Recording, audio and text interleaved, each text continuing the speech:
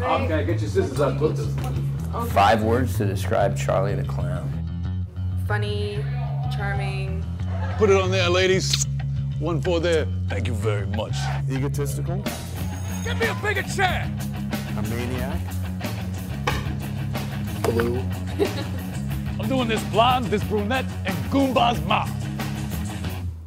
Pompous, arrogant piece of work.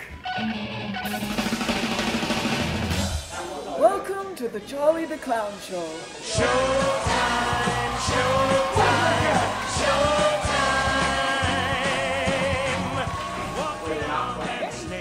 The project is amazing. It's super funny. It's different.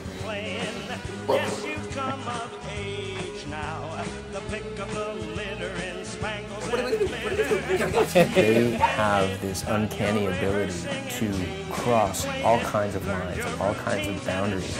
It works and you love it, and it's great. Everybody loves Charlie the Clown. Oh my goodness, it gets better and better, doesn't it? When I first read the script, I was like, this is perverted, it's sickening, it's disgusting. I'll give you a pet! I love it. If anybody can do offensive in a fun and, dare I say, classy way, it's the Granger brothers. And they're very skilled filmmakers. You just Google the Granger brothers, just look up the Granger brothers and their 1-minute movies, and the fact that Tarantino handpicked them to win a contest about Tarantino.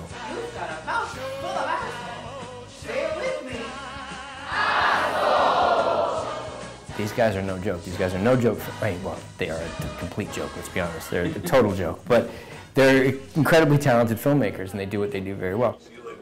See you later, pal. We can both do this shtick. Ready, and action! Well, the Charlie the Clown Show takes place in 1984, and it's about 2 clowns that have a late-night talk show that's been on the air for 20 years.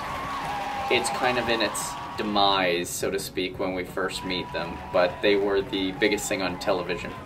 I mean, they're not really clowns. They look like clowns, but they do nothing clowning. They don't juggle, they don't make balloons, they drink, smoke cigars, and hit on broads. Bert Cordova is the stage manager of the Charlie the Clown Show, and he's been with Charlie and Sprinkle since day 1, season 1, episode 1. Charlie and Bert, you know, they were in the shit together. They were also in Nom, as well as in the shit. Just 2 separate occasions. Bert is one of those characters that's just, there's so much potential. He's like a cross between Robert Duvall in Apocalypse Now and Tom Berenger in Platoon, with a little Lieutenant Dan thrown in there. Gooma's an interesting character because he's got obviously a little bit of mob influence. We kind of hint in the first episode when we first introduce him, he fingers Charlie, and we want to set up the fact that they have a hate-hate relationship. It's not a love-hate, I think it's a hate-hate relationship, but there is a respect. The little improv that had happened during the scene with Sprinkles and myself. Didn't let him know, didn't tell him what I was going to do, and in the middle of our scene, I gave him a big wet kiss right on the lips. And his reaction was priceless. That was my favorite moment. That really fucked me up. There's a part of me that wants to kiss back, but I know I can't. A little bit. It's hard. It's fucking big smackers. These smackers. It's like 2 carps running headfirst into each other. My name is Peter New, and I'm playing Beasley Beasler, Charlie's manager. Charlie and Sprinkles and Beasley have sort of come up through showbiz together. Mike and Matt have been working with these characters for years, and they know them so well, and they worked really hard with backstory and fleshing out the universe of Charlie the Clown. He's not wearing any pants. I am not actually wearing any pants. I remember we're like 2 hours into our day, and he came in and he goes, I think Beasley shouldn't wear pants. And it was like, no, he shouldn't. It's one of those moments where you go, I wish I thought of that, because that's just genius. So I'm not going to take credit for that. That's all Peter knew. Is this show on camera? I was upstairs in makeup and they were putting that thing through Lisa's lip. And I was looking at her and I was going like, this is the shit that's in my head all the time. Alive and in the room. And now it's in the room. My name is Lisa Marie Karuk and I'm playing Farah Nuth. I love doing different things, so the fish hook in the lip, which was a little bit uncomfortable at times. When do you get a fish hook in your lip? And when do you have eyeballs painted on your eyes? I read the script and I just thought it was something that would be really fun to be a part of. Trying not to breathe, but trying not to laugh, it can be a bit challenging. A little harder than I thought at times, for sure. Because you don't want to screw up other people's takes. Because the dead girl is laughing. Hair makeup, God love them. Matt and Mikey do their own makeup, and then makeup would maintain it throughout the day. They're like, I love that you do your own thing, because it helps get Matt and Mikey into character. Not like they didn't have their own hands full. Aiden has tattoos everywhere, and Tamar, our makeup effects, came in. I mean, he looks like Hulk Hogan. They'll crowd for Hulk Hogan! Hogan! Hogan! Hogan! We did the read-through. It was, we were all laughing, right? And it really kind of sunk in then, how funny this is really going to be. And from there, I was just like kind of hooked. I definitely have to do this, yeah. I think it's everything. I think it's all these different characters combined, and it's so far out. And when you bring Hogan in, you know, it's, to me, I thought this was gold, you know? My buddy, right here. Best tag team. Coming at Whole you. times, buddy. Coming at you. Those belts, those straps, They're ours. We're taking them. Tonight.